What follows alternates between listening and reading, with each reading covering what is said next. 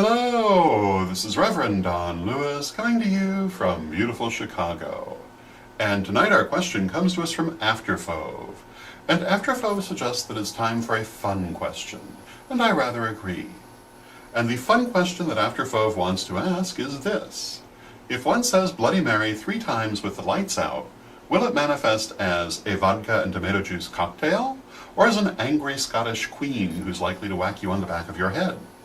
And the answer to that is neither, but it does bring up an interesting story.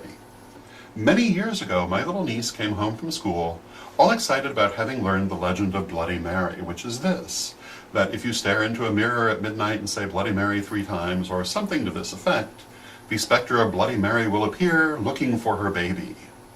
And I guess to the adolescent imagination, this is quite a big deal. Now, somehow I had gotten through school and never heard this, but that might be because it's a legend passed among girls, not necessarily among boys. But I was flabbergasted as an adult to hear this, because I recognized it. And Bloody Mary is just one person in history. It is a name that is attached not to Mary Queen of Scots, but to Mary Tudor, the daughter of Henry VIII and the predecessor of Elizabeth I. And she is known as Bloody Mary because of her violent persecution of Protestants in England.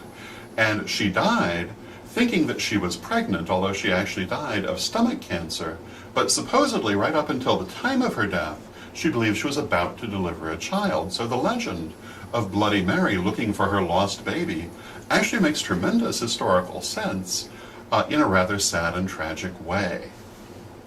But what was amazing to me was that adolescent girls in Chicago should be passing this legend around with no idea whatsoever who the woman they were talking about was or what period in time it belonged to, because Bloody Mary, as far as my niece knew or anyone else I talked to, was just some woman somewhere who had lost her baby and was looking for it.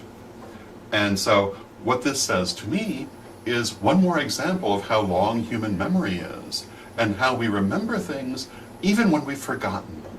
There's a wonderful book called Life in a Medieval Village, whose authors, sadly, I do not remember off the top of my head, but I'm sure you can Google the book and find them.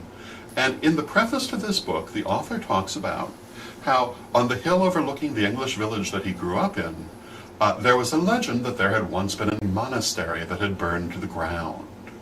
However, there were no records of any monastery ever having stood there, and nothing in history supported this legend that was held by the villagers.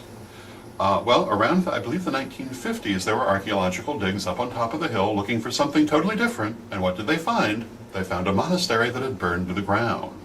However, everyone had always thought they were talking about a monastery that burned to the ground during the reign of Henry VIII. However, what they found was a monastery that had burned to the ground before the Norman conquest of England. And again, it shows that human memory can often outlast even the knowledge of what it is that's being remembered. So when we look at ancient customs, they often are carrying very, very old things, much more so sometimes even than we think. So I hope you find that interesting. I would consider that a fun question, and until next time, may you blessed be. Hi, I'm Terry the Stone Lady. For all your crystal and stone needs, come to witchschoolstore.com.